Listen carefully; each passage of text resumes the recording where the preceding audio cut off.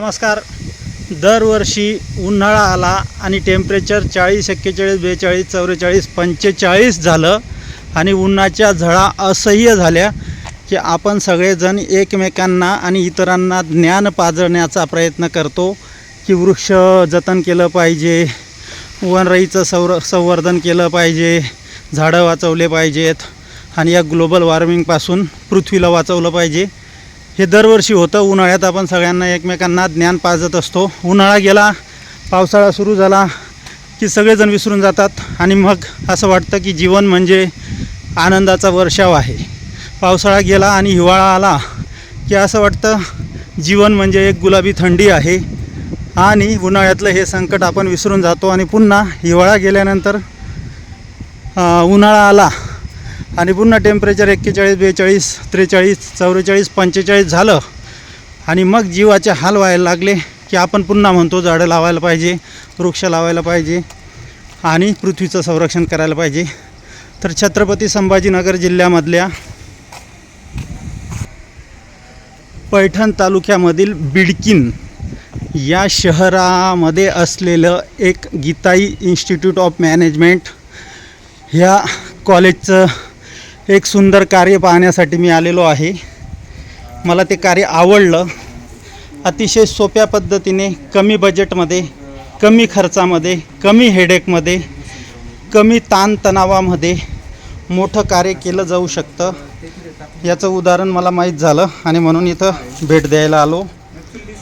तर ह्या Gitai institute of management Bidkin या कॉलेजमध्ये काही डिग्री डिप्लोमाचे कोर्सेस चालतात. BCA, MCA आणि 11, 12 सायन्स वगैरे असे आणि BA, BCom, BSc असे डिग्र्या त्यांच्या चालतात आणि कॉलेजला भरपूर रश असते. ॲडमिशनसाठी भरपूर विद्यार्थ्यांची गर्दी होत असते.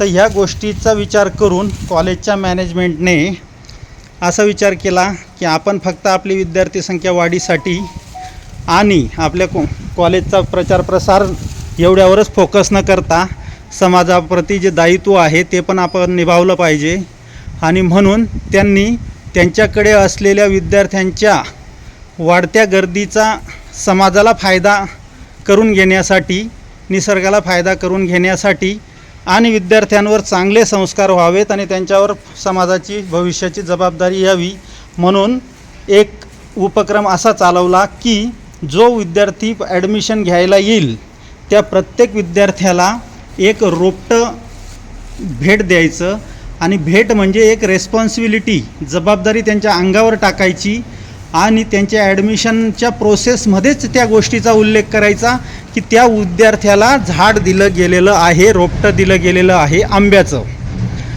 आणि मग त्या विद्यार्थ्यावरती जबाबदारी सोपवली जाते की त्याने आपल्याकडे शिक्षण घेत असताना त्याच्या घरी, त्याच्या दारात, अंगणात, शेतात, खळ्यात, मळ्यात जिथं शक्य होईल तिथं त्या झाडाचं रोपण करायचं, त्याचं संवर्धन करायचं, त्याला वाढवायचं, त्याचं जतन करायचं आणि ही गोष्ट त्याच्या शिक्षण प्रक्रियेचा एक अविभाज्य भाग म्हणून या गीताई कॉलेज ऑफ मॅनेजमेंटने अंतर्भूत केलेलं आहे. म्हणजे त्याच्या शिक्षणाचा भागच आहे. म्हणजे त्याचं जे इव्हॅल्युएशन आहे, मूल्यमापन आहे, त्या मूल्यमापन प्रक्रियेमध्ये सुद्धा या वृक्षारोपणाला आणि वृक्षाच्या जतन संवर्धनाला त्यांनी महत्त्व दिलेलं आहे. तर आपण बोलूया. नमस्कार सर, आपलं नाव काय? नमस्कार, मी डॉक्टर कीर्तिकुमार एखंडे, प्रभारी प्राचार्य गीताई कला व वाणिज्य महाविद्यालय. हां, बरं. आपला हा जो उपक्रम आहे स्टुडंट्सला एक रोप द्यायचं आंब्याचं आणि त्यांच्याकडून संगोपन करून घ्यायचं आणि हा अभ्यासक्रमाचा भाग केलेला आहे तुम्ही.